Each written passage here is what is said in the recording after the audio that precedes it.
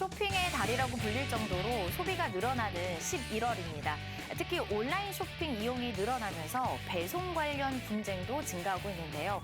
보다 현명하게 대처할 수 있는 방법은 없을지 백광현 변호사와 함께 고민해 보도록 하겠습니다. 변호사님 어서 오십시오. 네, 안녕하세요. 네, 반갑습니다. 변호사님 평소 온라인 쇼핑 즐겨 하실까요? 네, 아시죠? 띵동 고객의 상품이 배송 완료되었습니다. 네. 제가 가장 반가워하는 문자 중에 하나인데요. 네. 저는 통상 이제 일주일에 한두 번 정도는 이제 PC나 또 모바일 통해서 쇼핑을 자주 하는데 네. 뭐 오프라인으로 쇼핑하는 것보다는 조금 더 시간도 절약되고 또 어떤 경우에는 쿠폰들도 많아서 조금 경제적으로 이득되는 경우가 많더라고요. 그래서 네. 많이 이용하는 편입니다. 그리고 뭐 신발, 뭐 옷, 네. 가전제품에 이르기까지 뭐 다양한 품목을 이제 온라인 쇼핑을 통해서 구매하고 있습니다. 쿠폰이 있으실 정도면 정말 네. 매니아이신데 네. 현재 한국판 블랙 프라이데이죠. 이 코리아 세일 페스타가 한창 진행 중인데 네. 뭐 먹거리, 가전, 뭐 자동차에 이르기까지 정말 다양한 품목을 저렴하게 구매할 수 있는 기회 중 기회인 것 같습니다. 맞습니다. 혹시 눈여겨보고 있는 상품 있으실까요? 네, 뭐 저도 이제 이번 달 말까지 하는 걸 알고 있거든요. 네. 그래서 저는 또 TV로 드라마나 영화 보는 걸 워낙 좋아해서 네. 지금 이제 대형 TV를 조금 눈여겨 보고 있습니다. 얼마나 득템을 큰 하려고. 걸 원하시는 걸까요? 뭐 클수록 좋겠지만 100인치 아. 정도는 돼야지 않을까 네, 합니다. 뭐 이렇게 세일 페스타를 통해서 살 수 있는 기회를 통해서 이제 득템을 할 수 있으면 참 좋을 네. 텐데 이렇게 대규모 할인 행사가 있을 때는 온라인 쇼핑 이용과 함께 배송 관련 분쟁도 같이 급증을 하는데요. 어떤 네. 문제들이 있는지 사례를 통해서 한번 살펴보도록 하겠습니다. 한 쇼핑몰에서 노트북을 구매한 A씨, 택배 업체로부터 배송이 완료됐다는 문자를 받았습니다. 하지만 퇴근 후에 집에 가보니 문 앞에 두었다는 택배는 온데간데 없는데요. 이럴 땐 어떻게 해야 할까요? 자, 전에는 택배 배송을 할 때요. 기사님들이 대면 배송을 했었는데 네. 코로나19 이후에는 이제 직접 안 받는 게 뭔가 이제 국룰이 된 느낌입니다. 그래서 이럴 때 만약에 택배를 내가 분실을 했다면 어떻게 대처를 해야 될까요? 네, 그러니까 이러한 이제 택배 관련 분쟁을 예방하기 위해서 이제 공정거래위원회에서 택배 표준 약관을 제정해서 시행을 하고 있습니다. 그래서 이제 이런 택배 표준 약관을 보시면은 그 택배 기사님은 그 수령인한테 직접 그 택배를 전달을 해야 되고요. 또 수령인이 직접 받았다는 확인을 받아야지만 이제 배송이 됐다고 보고 있고요. 그래서 실물 배송, 그러니까 직접 배송하는 게 대면을 배송하는 게 원칙이라고 보시면 될 것 같습니다. 근데 다만 만약에 택배를 받을 사람이 없는 경우에는 택배 받는 사람과 이제 합의를 하거나 만약에 안 되면 반송을 해달라고 협의를 할 수 있고요. 따라서 이제 택배 기사님의 연락도 없이 합의도 없이 그냥 문 앞이나 이런 데 두고 간 경우에는 그 책임은 만약에 그럴 경우에 분실된 경우에 그 책임은 택배 회사에게 있다고 볼 수 있습니다. 그렇군요. 그래서 그런지요. 요즘에는 이렇게 기사님이 배송을 완료하고 나면 사진 이렇게 찍어서 네. 보내주시는 경우가 많거든요. 이제 보면은 이런 경우에는 만약에 배송된 사진을 받은 거예요. 그런데 내가 갔더니 없다. 물품이 없어진 거예요. 네. 지금 화면에도 나가고 있는데 저런 사진을 이제 저희가 택배 기사님을 통해서 주로 받거든요. 그런데 이제 집에 가보면 없는 거죠. 이럴 때 물건이 사라졌다라고 하면 혹시 배상을 받기는 어려울까요? 이처럼 이제 비대면으로 이제 배송된 물건이 이제 분실된 경우에는 비대면 배송에 대해서 이제 동의가 있었는지를 꼭 확인을 하셔야 되는데요. 사전에. 네. 네. 그래서 이제 우선 이제 수령인이 받는 사람이 이제 택배를 할 때 이제 비대면으로 하겠다라고 해서 동의를 한 경우에 만약에 이렇게 분실된 경우에는 그 책임은 당연히 수령인한테 있다고 볼 수 있습니다. 네. 근데 예를 들어서 이제 문자나 전화로 해서 이제 전화가 이제 택배 기사님 와갖고 안 계시네요. 그래갖고 이거 어디다 놓을까 하니까 집 앞에 두세요. 라고 할 수 있잖아요. 예, 그러고 또 주문하면서 통상은 그 부재시 뭐 경비실에 맡겨주세요. 부재시 문 앞에 두세요라고 이제 제가 체크를 하거든요. 이런 경우에는 이제 미리 동의를 한 거거든요. 이런 경우에는 이제 택배 기사님께서 그 물건을 문 앞에, 그러니까 지정한 곳에 두는 순간 이제 배송이 완료가 된 것이고 그 이후에 분실된 거에서는 택배회사의 책임은 없다고 보시면 될 것 같습니다. 그래서 만약에 이런 경우에는 부득이하게 이제는 제3자인 경찰에 신고를 해서 도움을 받을 수밖에 없는 상황이라고 보시면 될 것 같습니다. 그리고 이제 만약에 한편 이제 주문을 하면서 별도의 이제 부재 중에 뭐 어떻게 해달라는 표시를 하지 않은 경우도 있거든요. 네, 맞아요. 이런 경우에는 이제 비대면 그 배송에 대한 동의가 없는 거거든요. 그렇기 때문에 이런 경우는 다시 원칙으로 돌아가서 대면 배송을 해야 되고요. 근데 대면 배송하지 않은 경우에 분실됐다라고 하면 그 책은 당연히 택배회사한테 있다고 볼 수 있습니다. 사전에 이걸 체크하고 안 하고가 굉장히 네. 중요하겠네요. 네. 또 이렇게 분실로 인해서 손해배상을 받는 경우에는 어떤 기준으로 이루어지는지 좀 궁금한데 앞선 사례에서는 이제 노트북이었잖아요. 할인 행사로 내가 노트북을 저렴하게 구매를 했는데 지금은 이제 더 이상 할인 행사를 안 하고 네. 있다라는 거죠. 그런데 만약에 내가 산 금액으로만 배상이 이루어진다면 지금은 그 가격으로는 노트북을 살 그쵸, 수가 없는데 그렇죠. 네. 좀 억울할 것 같기도 하거든요. 네. 어떤 기준으로 손해배상을 받을 수 있는 거죠? 네, 당연히 이제 택배 회사의 잘못으로 분실될 경우에는 택배 회사가 책임을 져야겠죠. 네. 네, 그때 이제 말씀하신 대로 사례의 경우처럼 이제 노트북으로 다시 받을 수 있느냐, 아니면 돈을 받을 수 돈으로? 있느냐, 또 돈을 받았을 때 과연 그 금액이? 할인된 금액으로 네. 받을 수 있는지 아니면 정가대로 받을 수 있는지 되게 궁금해하실 텐데요. 보통 택배 분실로 인한 경우에는 그 운송장에 기재를 하거든요. 가액을 그 가액 기준으로 받게 됩니다. 그래서 적절한 이제 배상을 받기 위해서는 그 운송장에 그 가격을 제대로 작성을 하셔야 되는데요. 특히 이제 온라인 쇼핑 같은 경우에는 그 기재는 보통 택배를 판매자가 택배를 보내면서 운송장에 기재를 하기 때문에 통상적으로 할인된 금액을 적겠죠. 자기가 받은 금액이니까. 그래서 네. 이런 경우에는 아마도 이제 할인된 금액을 기준으로 이제 배상을 받을 수 있다고 보이고요. 근데 만약에 이제 물품 가격을 또 운송장에 기재하지 않은 경우가 있거든요. 저는 그런 일이 네. 더 많은 것 같습니다. 네네. 그런 경우에는 이제 택배 표준 약관에서는 이런 경우에는 최대 50만 원 한도 내에서 이제 배상을 할 수 있도록 되어 있습니다. 그래서 그 이상은 안 되는 거예요? 네, 안 됩니다. 그래서 아. 이런 경우에는 그래서 특히 그래서 좀 고가의 물건을 구매를 한 경우에나 이렇게 택배를 보낼 때는 만약에 그런 가격을 기재하지 않게 되면은 이제 손해를 입을 수 있기 때문에 이제 보통은 이제 고가라고 하게 되면 택배비가 좀 올라가겠죠. 네, 당연히. 그래서 사실 네, 조금 적게 맞습니다. 쓰는 경우도 네, 있어요. 그래서 근데 그것 조금 아끼려고 했다가 분실된 경우에는 더 큰 손해를 입을 수 있기 때문에 가능한 한 이제 제대로 된 가격을 운송장에 기재를 하도록 하는 게 가장 이제 좋은 방법이라고 보입니다. 네, 그럼 정리를 해보자면 분실은 운송장에 기재된 그 물건 금액 기준으로 손해배상을 받을 수 있다라는 거고 그렇다면 물건이 배송 중에 파손이 되는 경우도 있잖아요. 네. 이런 경우에는 새로운 물건으로 혹시 받을 수 있는 거겠죠? 네, 일단은 좀 경우의 수가 있을 것 같아요. 파손된 책임이 네. 택배 회사에 다 있는지 아니면 처음부터 판매하는 사람이 잘못 이제 완충제 같은 걸 사용해서 잘못됐는지를 이제 따져봐야 되는데요.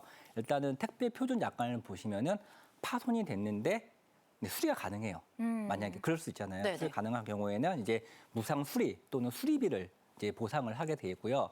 근데 만약에 파손이 됐는데 수리가 불가능한 경우도 있거든요. 이런 경우에는 이제 운송장에 기재된 아까 물건 가액 기준으로 이제 배상을 하게 돼 있습니다. 근데 이건 통상 이제 택배 표준 약관은 어떻게 보면 택배 회사와 그 고객 사이의 관계이기 때문에 이 택배 회사는 물건이 없기 때문에 돈을 준다는 의미인데요. 네. 만약에 택배 회사가 아니라 그 판매자의 잘못으로 판매자가 완충제 같은 걸 잘못해갖고 꼼꼼하게 하지 않아서. 그래갖고 파손이 된 게 입증됐다라는 네. 하는 경우에는 이제 소비자가 얘기했을 때는 판매자가 그때는 이제 새로운 물건으로 보통은 해주거든요. 네. 해주거나 또는 그 물건이 더 이상 없다라고 하면 그때는 이제 그에 상응하는 그 가격으로 돈으로 이제 배상을 하게 됩니다. 근데 여기서 좀 알아두면 좋으실 게 이렇게 택배가 분실해가 파손된 경우에 이제 아까 말한 택배 회사 잘못이냐, 택배 기사 잘못이냐, 판매자 잘못이냐 되게 논란이 많잖아요. 서로 잘못이 없다고 할 건데 소비자는 좀 막 속이 타는 거죠. 네. 나는 분실됐고 파손됐는데 자기네들끼리 책임이 누군지 모르니까 아직 모르겠다. 근데 나는 당장 보상을 받아야 되는데. 네. 네, 그래서 이제 아까 말씀드린 공정거래위원회에서 시행하고 있는 택배 표준 약관에서는 네. 야, 그러지 말고 무조건 택배사 네가 30일 이내에 소비자한테 무조건 배상을 해줘라고 규정을 하고 있고요. 그리고 나서 소비자는 이제 신속한 구제를 받게 한 다음에 이제 셋이 이제 누구 잘못이 따져서 만약에 택배사 잘못이 아니다라고 하면 판매자한테 이제 구상이라는 걸 할 수 있거든요. 택배 기사나 그렇게 해서 처리하지 우선은 소비자한테는 피해를 신속하게 좀 해줘라라고 이제 공고하거나 규정하고 있습니다. 우선 배상을 받을 수 있다는 네. 걸 처음 알게 된 것 같은데요. 이렇게 손해배상이 인정이 된다라고 하더라도 언제나 가능하지는 않을 것 같다라는 생각이 듭니다, 변호사님. 이렇게 택배 물품이 분실이 되거나 파손이 된 경우에 손해배상을 받기 위해서는 어떤 대처를 제일 먼저 해야 될까요? 네. 우선은 뭐 제가 그 주문한 택배가 분실되면 즉시 택배사에 연락을 해야겠죠. 네. 그래야지만 이제 그 피해가 발생한 원인이라든지 책임 규칙을 빨리 확인할 수 있으니까요. 그렇게 해야 되고 더더욱 중요한 거는 이제 택배 표준 약관에서는 14일 이내에 택배사의 그 사실 반드시 통지하도록 규정하고 있습니다. 그러니까 14일 이내 그 네네. 이유를 지나가되면 또 책임 소지를 어렵게 볼 수 있기 때문에 구분하기 어렵죠. 네, 소비자일 수도 14일 이내 있으니. 해야 되고 그다음에 또 통상적으로 이제 전화로 하는 경우도 있는데 물론 전화해서 녹취를 해도 상관없겠지만은 통상적으로 가능하다면은 이제 내용 증명이라고 해서 이제 우체국을 통해서 좀 서면으로 해놓으면은 혹시라도 나중에 이제 택배사가 난 이런 소식을 들은 적 이런 피해 사실을 들은 적 없다라고 이제 발뺌을 했을 때 좀 더 입증이 용이할 수 있기 때문에 가능하면 이제 내용 증명 우편을 이용하는 게 조금 더 좋겠습니다. 꼼꼼하게 챙겨야 할 것 같네요. 자, 이번에는 택배 물품 파손 관련 분쟁 사례 살펴보겠습니다. 그동안 눈여겨본 에어프라이어를 코리아셀 페스타 기간 구매한 B씨. 하지만 사용 중 과실로 에어프라이어는 일주일 만에 고장이 났는데요. 수리를 위해 에어프라이어를 서비스 센터에 보내려고 하는데 택배 회사는 파손 우려 상품으로 파손 면책에 동의를 해야만 배송이 가능하다고 합니다. 이에 B씨는 어쩔 수 없이 파손 면책 동의를 했는데요. B씨는 포장용 완충제를 충분히 사용해 꼼꼼히 포장을 했지만 결국 에어프라이어는 파손됐습니다. 택배사는 파손 면책 동의를 이유로 배상을 거절하는데 방법이 없을까요? 자, 이렇게 제품이 이상이 있거나 내가 사용하다가 고장이 났을 때 택배를 이렇게 직접 보내야 되는 경우가 있거든요. 그런데 이게 완충제를 내가 충분하게 사용을 했음에도 불구하고 파손 면책 동의를 어쩔 수 없이 했다. 네. 이런 경우에 손해를 배상받기는 어려운 걸까요? 우선 이제 파손 면책은 이제 택배가 파손된 경우에 네. 이제 택배사가 책임을 이제 지지 않겠다라는 이제 특약이거든요. 미리 이제 받는 거죠, 동의를. 그래서 일부 택배 회사들이 이제 운송 과정에서 발생할 수 있는 이런 문제들을 좀 책임 회피용으로 좀 악용하기도 하는 내용인데요. 비록 이제 소비자가 파손 면책에 동의는 했지만은 그 택배사가 그 운송 과정에서 최선의 의무를 다해서 하지 않았다는 걸 입증하지 못하는 한 택배사도 비록 그 파손 면책에 대해서 받았긴 하더라도 책임을 일부 질 수 있고요. 네. 물론 이제 소비자도 역시 파손 면책에 동의를 했잖아요. 그에 대해 책임을 보통은 지게 됩니다. 그래서 실무상으로는 이렇게 택배사와 이제 소비자가 한 반반 정도씩 이런 경우에는 반반 정도 책임지고 합의하는 경우가 이제 통상적인 사례라고 보시면 될 것 같습니다. 그렇군요. 미리 사진을 좀 찍어놔도 괜찮을까요? 어떤 사진? 내가 이 정도로 완충제를 잘 했다. 네. 그렇죠. 그렇게 했지만 일단은 네. 그래도 파손이 된 경우에는 내가 책임지지 않겠다는 동의를 했기 때문에 네. 그에 대한 책임을 뭐 완전히 자유로울 수는 없고요. 그래서 보통 한 절반 정도라고 생각하시면 될 것 같습니다. 그나마 좀 다행인 것 같네요. 자, 또 다른 사례도 이어서 살펴보겠습니다. 어머니의 생신 선물로 건강식품을 구매한 D씨. 어머니 생신 전까지 배송이 가능하다는 답변을 받고 안심했는데요. 하지만 어머니의 생신 당일까지 택배는 도착하지 않았습니다. 택배 회사는 물동량이 많아 지연됐다고 하는데요. 이런 경우도 손해배상 청구가 가능할까요? 이런 경우 정말 많습니다. 네. 택배를 이제 선물용이나 특정일에 이제 쓸 용도로 구매한 경우라면 제때제때 도착을 해야 되는데 그렇지 않는 경우가 이제 종종 발생하거든요. 이렇게 지연이 되는 경우에도 손해배상을 받을 수 있나요? 네. 뭐 흔히 기다림도 보상이 되냐라고 기다림. 하는데 네, 당연히 손해배상을 받을 수 있고요. 오. 그래서 또 특히 생일 또 결혼식에 쓸 물건 또 네. 명절 추석이나 설 때 그때 지나서는 조금 의미가 없는 것들 있잖아요. 네. 그런 것들이 제때 오지 않은 경우에는요. 이제 택배사는 이제 운송장에 기재된 택배 요금 있잖아요. 운송 요금의 2배를 이제 배상을 하도록 규정하고 금액으로? 있습니다. 네. 그래서 되고 있고, 근데 여기서 이제 기억을 하셔야 될 거는 아까 택배 분실이나 파손과 다르게 배송 지연의 경우에는 이제 운송장에 기재된 물건의 가액 기준이 아니라 네. 택배 요금을 택배 기준으로 요금에. 네, 한정을 한다는 거고요. 네네. 그럼 예를 들어보면요. 예를 들어서 택배비가 10,000원이에요. 네. 그 10,000원이면은 이제 2배니까 2만 원까지 이제 배상을 받을 수 있는 거고요.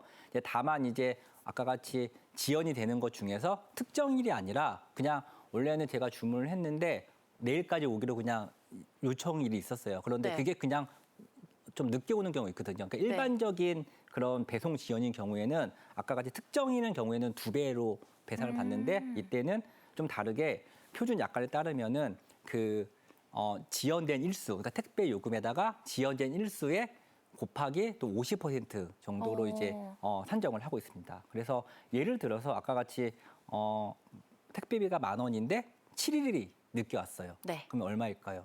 곱하기 7만 원. 네, 7만 원에다 50%. 곱하기 50이니까 35,000원인 것 같지만 여기서 이제 한 가지 또 단서가 있는데 그럼에도 불구하고 이 손해배상액은 요 택배 요금의 2배를 넘지 못해요. 그래서 결국은 2만 원까지만 배상을 받을 수 있습니다. 알겠습니다. 오늘 많이 배워갑니다. 자, 택배는 오배송 사고도 종종 발생하는데요. 이때는 어떤 문제들이 생길 수 있는지 사례를 통해서 확인해 보겠습니다. 한 온라인 쇼핑몰에서 감귤을 주문한 제이 씨. 배송이 완료됐다는 문자를 받았지만 여행 중이라 바로 확인이 어려웠는데요. 배송 다음 날 집으로 돌아왔지만 문 앞에 있어야 할 감귤이 보이지 않습니다. 확인해 보니 제이 씨가 주문할 때 동을 잘못 입력해 옆동 같은 호수에 배송이 된 건데요. 택배를 받은 옆동 주민은 종종 과일 선물이 들어와 이번에도 그런 줄 알았다며 반 정도를 먹었다고 합니다. 어떻게 하면 좋을까요? 자, 이 경우도 저는 몹시 공감을 합니다. 주소를 잘못 입력을 해서 다 비슷한 이제 옆동이나 이런 곳으로 오배송되는 경우가 정말 흔하게 일어나는데 일단 이 송장에 기재된 주소대로 배송이 됐기 때문에 택배 기사의 잘못은 이렇게 봐서는 없을 것 같다라는 일단 생각은 드는데요. 오배송된 물품을 본인인 건 줄 알아서 먹었잖아요. 네. 이런 경우는 손해배상을 청구할 수 있는 걸까요?